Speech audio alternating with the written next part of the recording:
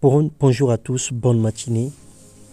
Je voulais nous encourager de faire incessamment le bien, même si on ne semble rien recevoir en retour, car notre Dieu n'est pas injuste et insensible à ce que nous s'aimons avec un cœur pur.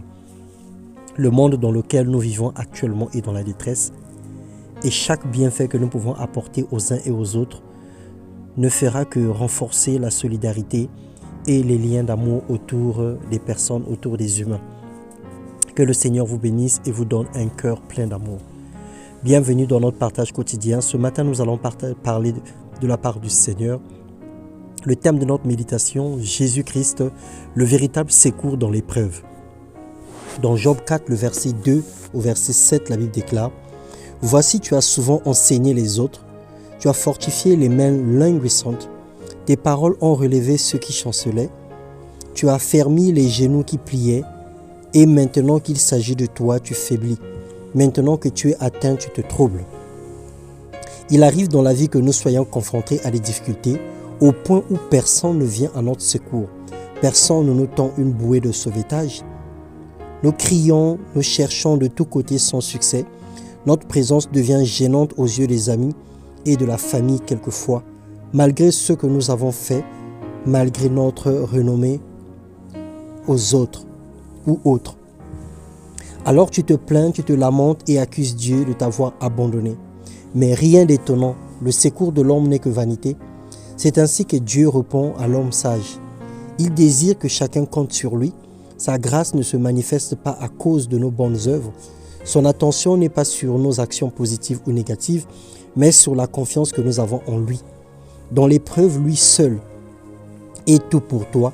Il ne délaisse personne et sa main est toujours prête pour soutenir les faibles.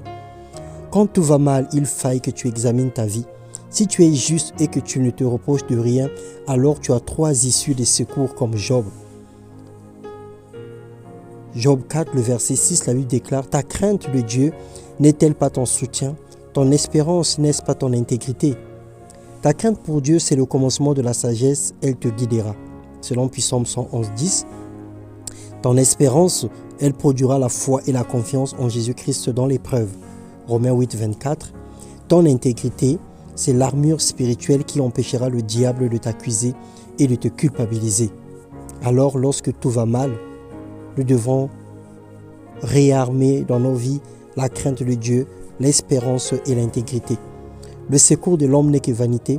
S'appuyer sur sa propre sagesse et son intelligence, c'est se bloquer et échouer lamentablement. Et si tu n'es pas juste, repens-toi et crie à Dieu, il te relèvera et sauvera ton âme. Parce que la Bible déclare que à tes résolutions répondra le succès, vienne l'humiliation, tu prieras pour ton relèvement. Que Dieu nous comble de sa grâce en ce moment, en ce nouveau mois de mars, au nom de Jésus-Christ, notre secours véritable qui ne manque pas dans la détresse. Que nous rentrons dans un mois de moisson, que nous rentrons dans un mois où nous allons récolter ce que nous avons sémé, où la grâce de Dieu va surabonder encore dans notre vie, la paix véritable va inonder nos cœurs. Que le Seigneur te bénisse et te garde fidèle à lui, dans le nom puissant de Jésus-Christ. Amen.